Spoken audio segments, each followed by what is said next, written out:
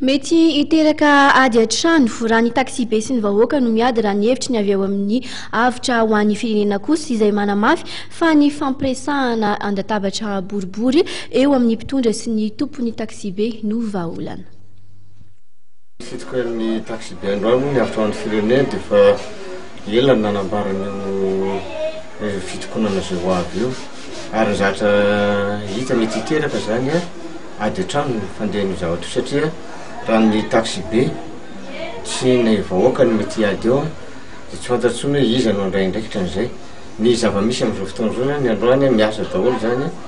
na ny taxi be izay miala ny suburbaine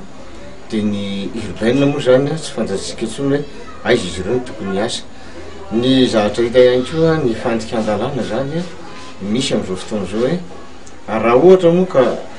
misy ireny fandika an-dalàna ireny ny suburbaine zay tsy tokony hiakatra aty amin'ny ville tokony izay zany ny eritreritra hoe manina ihany koa moa raha ampakarina aty na ny sarety na ny posiposy. Ireny zavatra ireny zany dia hita hoe taratra ny tsy filaminana eto amin'ity firenena ity ihany koa ary taratra ihany koa tsy fandraisana andraikitra zany aiza ny andraikitry ny ICTI amin'izao fotoana izao aiza ny andraikitra ihany koa ny zareo ao amin'ny ATT sy ny ministère ny transport matsiaro zany ny vahoaka amin'izao fotoana izao mijaly ny vahoaka eto amin'ity firenena ity. Vahaolana aloha amin'izao fotoana izao tsy misy afa-tsy ny fampiresahana amin'ny latabatra boribory eo amin'ny mpitondra sy ny ireo tompona taxi be ireo zany